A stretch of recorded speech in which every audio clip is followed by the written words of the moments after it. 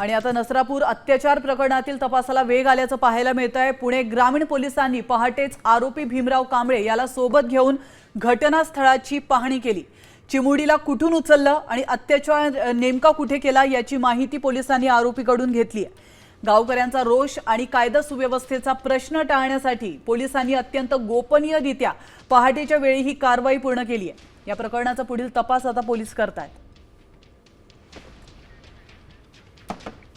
आपण पाहू शकतो अतिशय महत्त्वाची अपडेट समोर येते नसरापूर अत्याचार प्रकरणासंदर्भातली।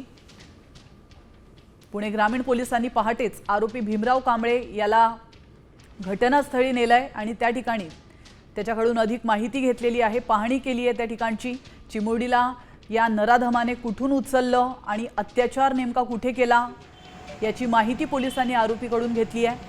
गावकऱ्यांचा रोष आणि कायदा सुव्यवस्थेचा प्रश्न निर्माण होऊ नये म्हणून अतिशय गोपनीयरित्या ही संपूर्ण कारवाई करण्यात आली आहे। भले पहाटे या नराधमाला या पोलिसांनी घटनास्थळी नेलेलं आहे आणि त्याच्याकडून संपूर्ण माहिती घेण्यात आली आहे। तर या प्रकरणाचा आता पुढील तपास पोलीस करणार आहेत। आज जे काही घटनाक्रम या ठिकाणी घडलेला आहे, सकाळी या नराधमाला त्या ठिकाणी नेण्यात आलं, त्या संदर्भात आता काय नेमकी अधिक माहिती मिळाली आहे या संदर्भात अधिक माहिती देण्यासाठी आपले प्रतिनिधी सागर आव्हाड आपल्यासोबत फोन लाईनवरून जोडले गेलेले आहेत। सागर, आपण पाहतोय अतिशय गोपनीयरित्या या नराधमाला या घटनास्थळी नेण्यात आलाय, माहिती घेण्यात आली आहे। काय अधिक अपडेट या संदर्भातील समोर येत आहे?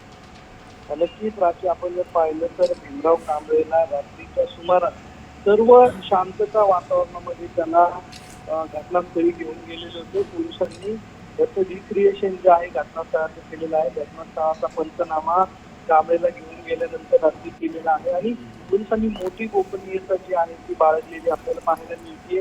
आपण जर पाहिलं तर तो गोठ्यामध्ये 4 दिवस थांबलेला होता। 4 दिवस नक्कीच सागर, धन्यवाद तुम्ही दिलेल्या महत्त्वपूर्ण माहितीबद्दल।